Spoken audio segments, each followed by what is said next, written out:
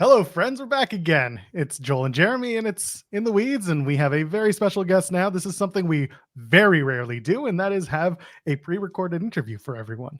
But when Surfer Son of Sting says, "Hey, we got to do this at a different time," we say, "Hey, Kathis, we got you." I Garrett appreciate Borden it. joins us. How are you Thank you, doing? guys. I'm doing good. This whole last week it's been 8 days already. It feels like it's been a few hours. It just feels like it's been a dream. Like it's all kind of just blended together. Just perfect, amazing, awesome. I'm gonna start. We gotta get this question out of the way. You were the surfer Sting. Do you know the lyrics to "Man Called Sting"? This is horrible, but I actually don't know the lyrics to Man Called Sting. I feel like a Garrett, terrible fan now, but no, I no. don't I don't know. Here's the thing though. Growing up, we were so sheltered from the wrestling world and all that stuff. When my dad would leave, he was gone wrestling. And when he came home, he was just dad. So my brother and I have kind of been playing catch up for the past few years, watching all of his old stuff and then watch just that whole entire world, getting to know it because there's this whole side of all that we didn't really know. So I uh, think it yeah. I think your dad told the story of like you guys didn't really know, and you were at maybe it was like a Toys R Us, and you saw Yeah. somebody playing like WCW NWO Revenge, and someone was using Sting, and it's Uh-huh. like that's my dad up there, and that was sort of the eye opening thing of like, oh, my dad's a little bit different than everybody else. He's a little bit more Yeah. popular. Yes, I was probably 6 or 7-ish years old, but yeah, will admit, still seeing my dad in a video game, that never gets old. It's never normal to me. So, I still have that little kid-like spirit where it's like, "Dude, my dad's in a video game. That's awesome." But yeah, it was probably about that time when I realized it because I told someone else, I used to just go up to my other friends' dads and say, "Hey, can I have your autograph?" I didn't know what I was doing or why I was doing it, but everybody would come up to my dad and say, "Hey, I want your name on a piece of paper." And so they eventually were like, okay, I guess, but sure, and then eventually I was like, okay, I probably shouldn't do that anymore. My dad kind of explained, but anyway, funny story. Well, you mentioned kind of being sheltered from the wrestling world and now starting to catch up. You told a story on a live stream recently about the dummy Sting being Yeah. repelled from the rafters, and you said you were about 6 years old, and then you saw it was what the NWO going after dummy Sting with the bats, and that was kind of a not so great moment. But let's shift gears to what we're talking about, which is watching some of that old stuff. What have you gone back and watched that's been like, oh my god, this is so cool? A few nights ago, I had seen this before, but watching all the story and, I'm probably not as up to date as some true wrestling historians, but watching the first appearance as Crow Sting just gave me chills. And then watching the speech that happened right beforehand, his promo, where, he even had his back turned to the camera and all that was so intentionally done. I think that was one of the coolest things I've ever seen when he was there with the crow. I mean, that's such an iconic moment, but actually seeing the context behind it was really cool. When it came to being at Revolution, you mentioned in your post on YouTube that Mhm. while you were gone for a month, you're training to get, television wrestling shape. When did you find out that this was going to be a thing for the entrance? Because he announced that the last match was in October. So Mhm. when did sort of the entrance and you and your brother's involvement come together? Yeah, so kind of 2 times, I would say actually it was happening 100% sure was early January. We had first talked about it maybe October of like 2022 where he was saying, "Hey, kind of what do you think about this?" But we really didn't talk about it too much until the retirement and once that was officially announced. So I had about 7.5 weeks to get ready, come up with all the plans and all that stuff. Did you guys figure out who was going to play who? Like, when did that come into play? It actually it's funny, we never even talked about it. My brother and I or my dad. It was just assumed Garrett Surfer Sting, Steven some variation of Crow Sting. And the reason is like we would do comparisons because people always told us growing up, "You look just like your dad." And I always even my dad would say, "Man, you look so much like Surfer." And my brother had hair down to here for a few years, so naturally he looked like any sort of Crow Sting, and it just was a natural transition or natural decision for us to do that. So now that you had that 1990 bash, Great American Bash gear, I know you showed it off recently. You're like, I walk around the house in this. I love it. Yeah. Did it fit properly, or did you guys have to do any alteration? Like, how did that work out for you? So it was close.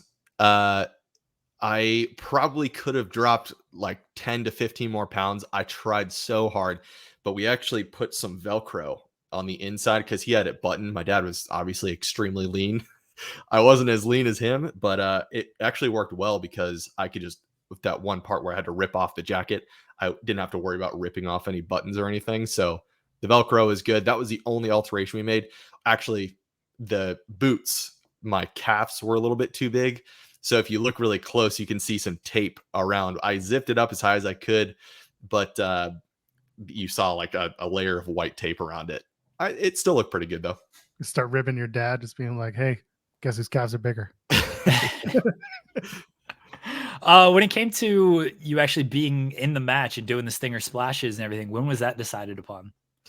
That was the stinger splashes was one day before. We were kind of debating what we should do. There was talks like, hey, we might do some physical stuff, but it wasn't really set in stone until the day of. And I definitely was wanting to nail the splashes because you think it's really easy to just jump on somebody in the ring, but then all of a sudden you start overthinking everything. You're picturing the audience and going, wait, how many steps should I take? Should I jump off of one leg or two legs?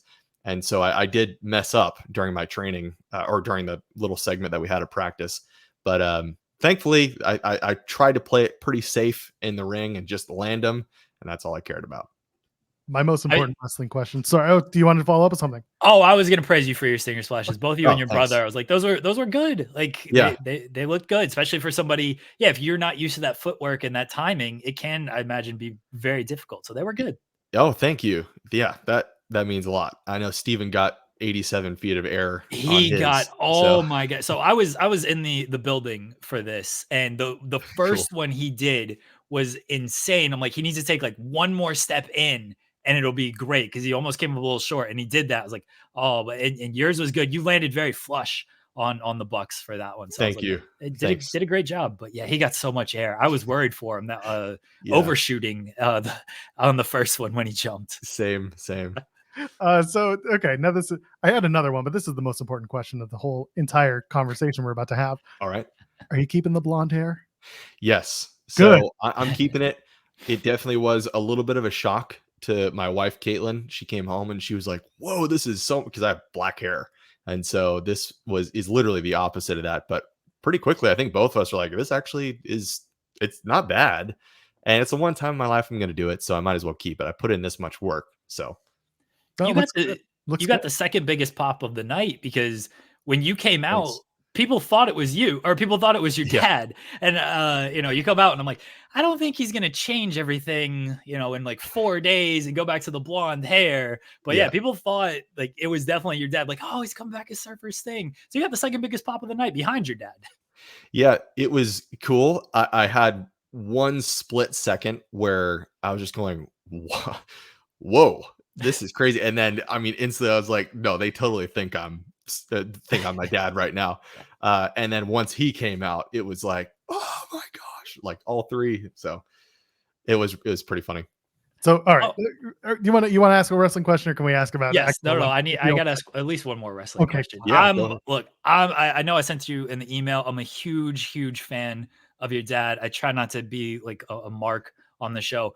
I dressed as your dad as a 7-year-old for Halloween. Like, your dad's my favorite wrestler of all time. So that's this awesome. is like really cool for me to talk to you. So I want to know like what your thoughts were when he announced that he was coming back, because we saw in 2015 the buckle bomb where he went down. That was very, very tough to watch and everything. Then he announced his retirement, and when he decided like, hey, yeah, I'm going to do this cinematic match with Darby, and then he decided, hey, I'm actually going to kind of wrestle more or less full time. Like, what were you and your brother's thoughts about that after seeing the way it ended in 2015?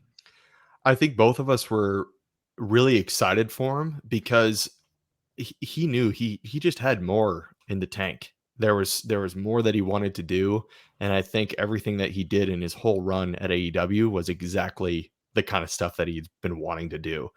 And so we were both so excited. I think it's just been so cool to see the last 4 years of this. And of course, it's bittersweet. I wish it could go on for another 4 years, but he's definitely happy with the retirement. I think it was a perfect ending.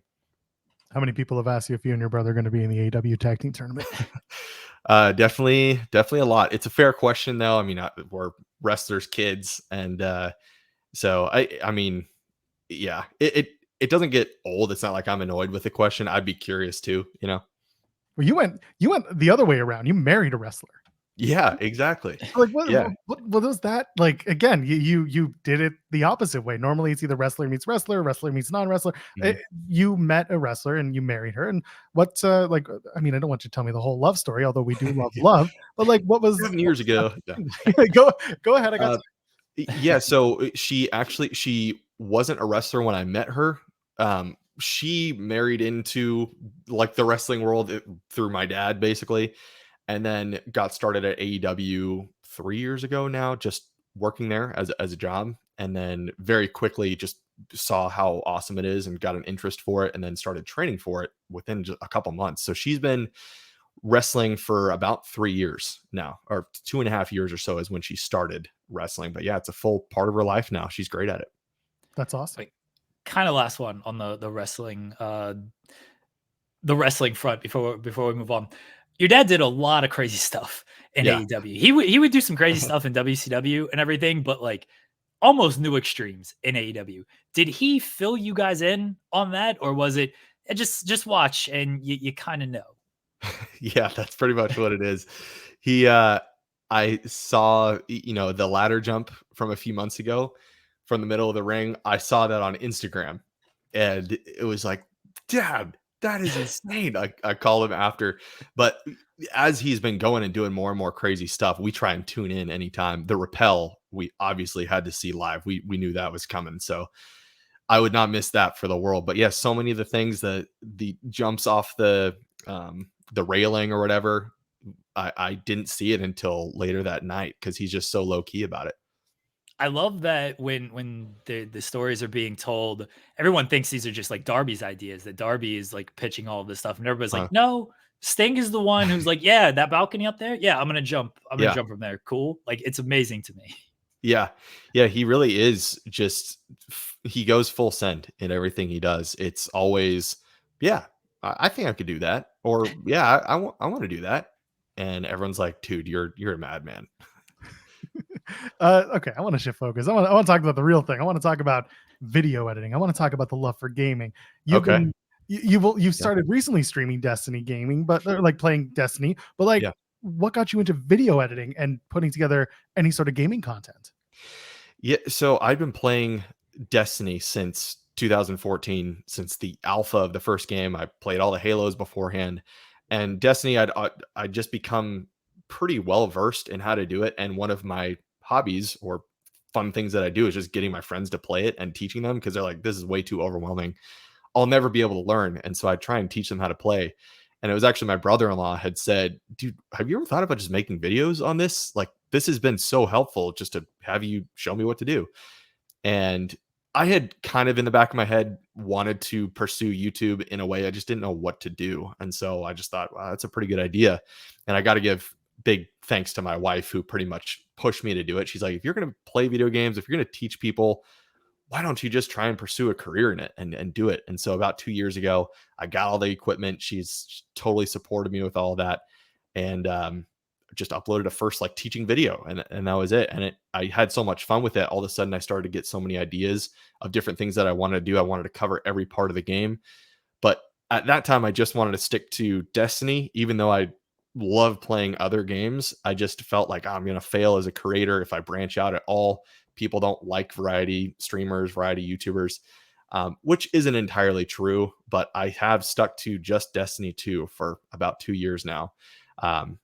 Just started playing Helldivers. We did one stream last night, first time ever on the channel posting something other than Destiny, which was a little bit scary, but everybody seems to like it. So Yeah, I you're was in going that. to ask. Oh, go I was ahead. going to say you're in that position where you're starting to gain more fans from a different outlet, so you can almost do anything, knowing that these people don't know you for what you originally started with. So like, it's a cool, fun, fresh plate, but still focused. I think so too. It's been really cool to ask because the audience has grown so much. I can just say, "Hey, do you guys want to just stick with Destiny? What other games do you recommend?" And people can just type in the chat or comment different things that they want to see. And then being able to put all that together, it has been really cool. And that's why we landed on Helldivers 2. I'd never played it because I was so busy just getting ready for the retirement. It came out right when right in the middle of all that stuff. So I just played it yesterday, but I do like getting feedback. It's been so much fun streaming and meeting a whole bunch of new people. It's so cool. What were some of the games you were playing, kind of growing up, and then maybe as a break from Destiny? So, Ocarina of Time was my favorite game of all time until I beat it. I used to do this thing where I'd beat it every single summer for like 10 or 12 years. I had the strategy guide and everything, and I'd get every heart piece, all the upgrades and everything. But one of my favorite escape games is just Skyrim. Any of the Elder Scrolls games, we've all created a million characters in Skyrim. The Fallout games, any single player game, story driven game, I really like. Lately, I've been playing more recently. My break from Destiny was spent on Elden Ring, which became my favorite game of all time. I love Elden Ring. That was my first like From Software game, so I went back and just played all the Dark Souls. I bought them all, and it is fun when you're not wanting that social element. When you just want to turn on a video game, play by yourself, it's always nice to boot up a big open world game like that. Did you grow up as like a Nintendo kid, or were you more like a PS guy? Like what was that like when you were younger? I would say definitely Nintendo. Xbox was the first system. Well, actually, no, I had a PlayStation 1, but I don't have too many memories of the PlayStation 1. Xbox was what I loved to play with Halo, but from like age 3 to age 12, full send Nintendo, like Mario, Ocarina of Time, Pokemon, all of that. So yeah, definitely Nintendo. A man speaking my language. Did you play any of the wrestling games either back then or now? Have you ever checked any of them out? I've played a few here and there. I've never been huge into sports games, but a lot of people in the chat have been saying, "Dude, you should try out like AEW Fight Forever." I really want to try it because the game looks like it's a lot of fun and there's a lot of support behind it. So I think I'm gonna have to try it out. And here's the most important question that I have that Jeremy will completely check out on. Okay. Who's your favorite metal bands? Jeremy's a hip hop R&B guy. Okay. I'm a metal guy. I'm a rock. I'm a Taylor Swift guy. He's a Taylor Swift guy. Who are your metal bands? Who are your guys or girls? Okay. So I have to say Silent Planet for like I actually used to be in a dorm with Garrett Russell, lead vocalist for Silent Planet, and we actually played a couple shows together. I used to play guitar, but yeah, he came into my room like a month into the school year and said, "Hey man, you want to start a band?" I screamed. I was like, "Yeah, that sounds awesome. I like first year in college, I'm going to be a band. This is awesome." But no, what they've done now, we weren't anybody. Now they're a nice, huge band doing tours around the world. But As I Lay Dying got me into metal. Under Oath was one of my favorite. Fit for a King.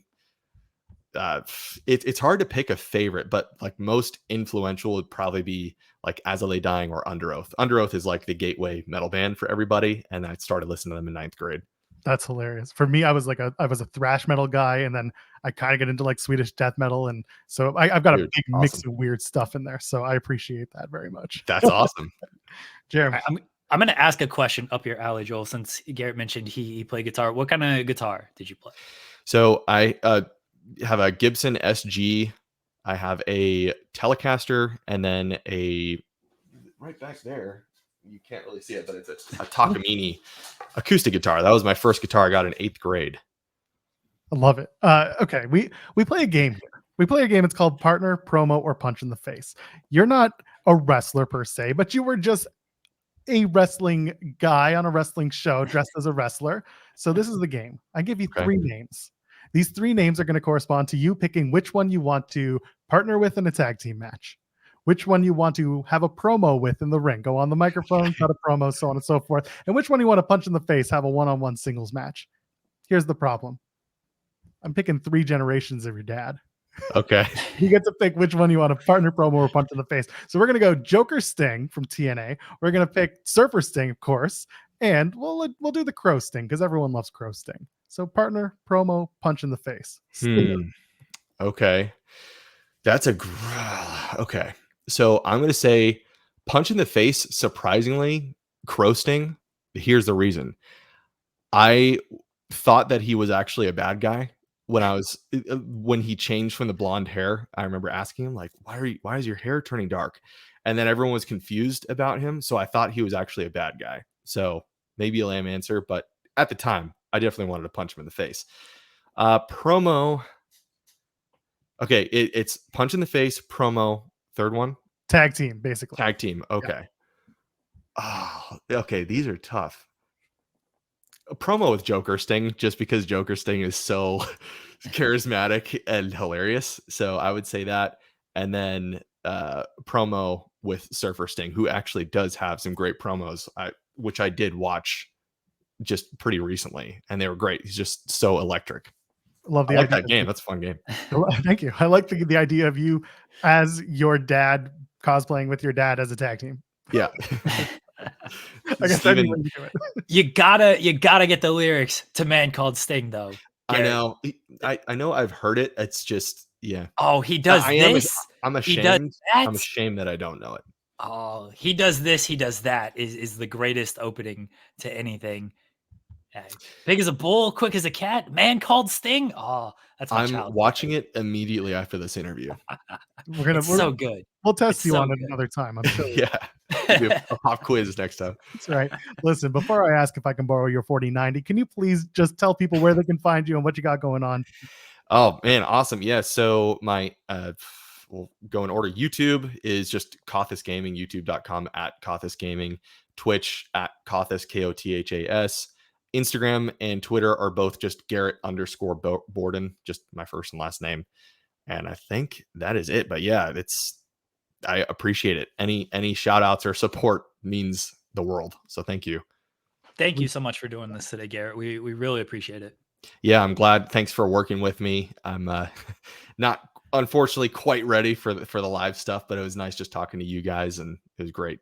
This was something that, like Joel said, like we're more than happy to do. We appreciate that you were more than happy to do it. So again, thank you. And like I said in the email, thank you for basically sharing your dad with us all these years as well. Oh, that's again my favorite wrestler of all time. I was really happy I could be at his last match. It meant so much to my childhood. So again, thank you. That's awesome. Yeah, and the email, the words were super kind, and it meant, I mean, that's what made me want to say yes to this. I wanted to make it work. So, and it's lucky I actually checked it, because I normally don't check that email as often, but I saw your email there. I was like, oh, I guess this is meant to be. I wasn't sure, with that email. I was like, I guess I'll try there. And I figured you'd been getting a lot of requests and stuff. So I was like, I don't even really care if like he does the interview. We wanted to do the interview, but like, I just also want to express to you and your brother and like your entire family, just like how much your dad has just really meant to me growing up over the years. So cool. Yeah. I mean, that's awesome, guys. Thanks so much for having me on. Thank you, Garrett.